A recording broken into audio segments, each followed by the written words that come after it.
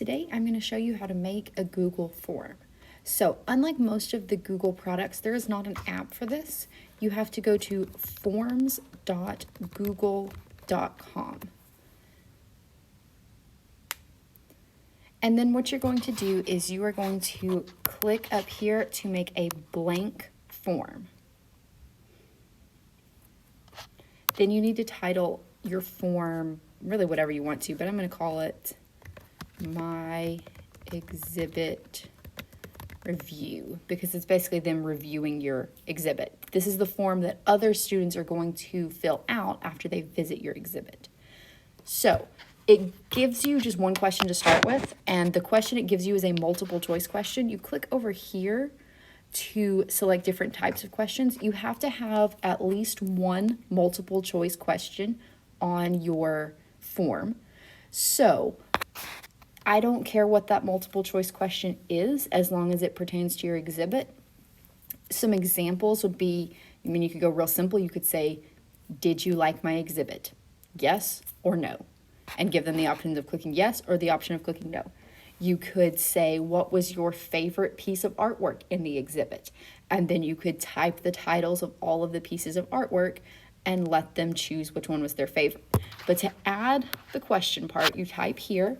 So I'm just going to go real simple. I'm going to say, did you like my exhibit? And then sometimes it tries to change the type on you based on what it thinks you're asking. So I'm going to click over here and go back to multiple choice. And I'm going to give them the option of clicking yes. And then to add the next one, I clicked on here where it says add option. And then it fills in no for me because it thinks that's what I want, which it is, so that's fine. And then I'm also going to click add other. So that means that they can type in there and write their own answer. So then I'm down here, I'm going to click required because I want them to have to answer this question. Then to create a new question, I click up here where this little plus sign is. I click that and it creates another multiple choice question. I need to decide what type of question I want to have now. You can have one multiple choice question, you can have more than one, but you also have to have one that is a linear scale. So that has to be one of your options. This would be a good one especially if you don't have do you like my exhibit for your multiple choice.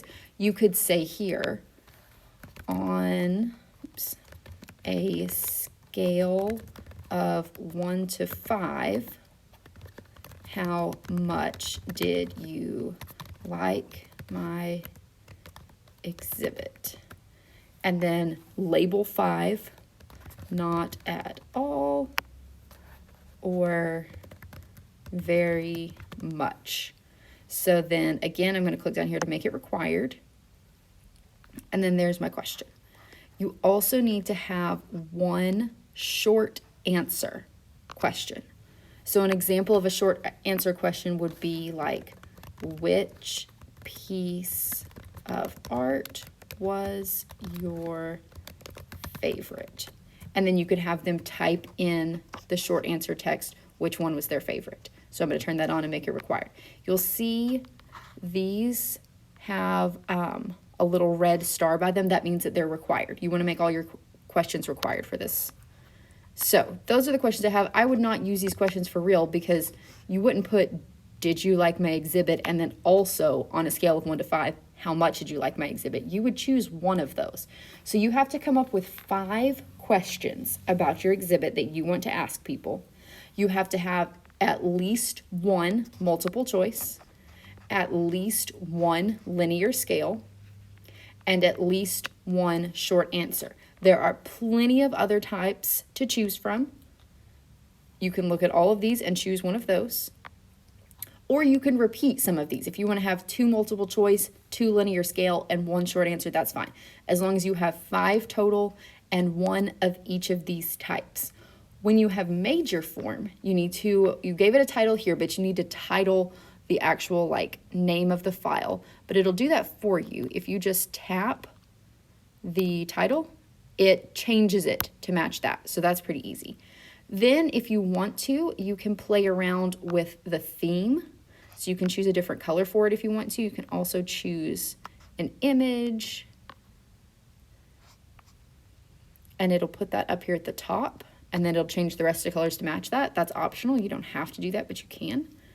The thing you need to do is in your settings right here, this little gear, you need to tap collect email addresses. So that requires them to sign in, and it allows you to go back and see who has filled out your form and what each of them said. That's super important because if somebody put something inappropriate or whatever, then you would be able to go back and see who did that.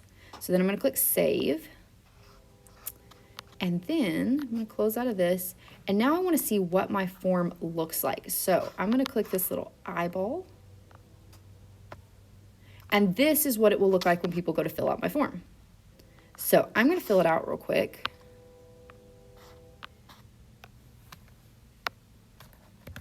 Just so I can show you what it looks like when someone has submitted your form. So we've got that. I filled it out. Now, once somebody has filled out your form, you can go up to the top and you can click responses, and you can see a summary. So overall, you can see how many people chose each answer.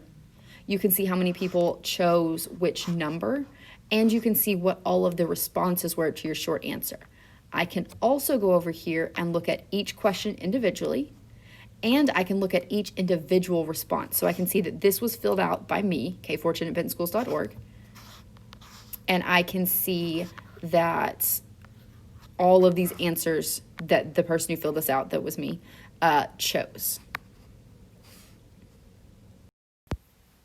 So now that I have my form ready to go, I need to get the link to it so that other people can fill it out. And you do that by clicking the send button. So you can enter people's email addresses, but not really what you want to do for this. You want to link to it so that you can put it in your presentation. So you're going to click this little link thing right here and go ahead and click shorten, and it'll give you a shorter one. And then you can click here and copy your link. And you can also click down here and click copy it either way. And then it'll be in your clipboard so that whenever you go back to your Google Slides, you can paste the link.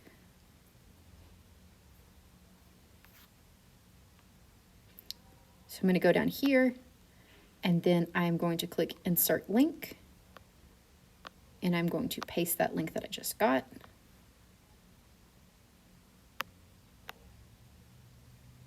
And then when I click to present, I can click please fill out my Google form, and it takes me directly to this to sign in and fill out that form.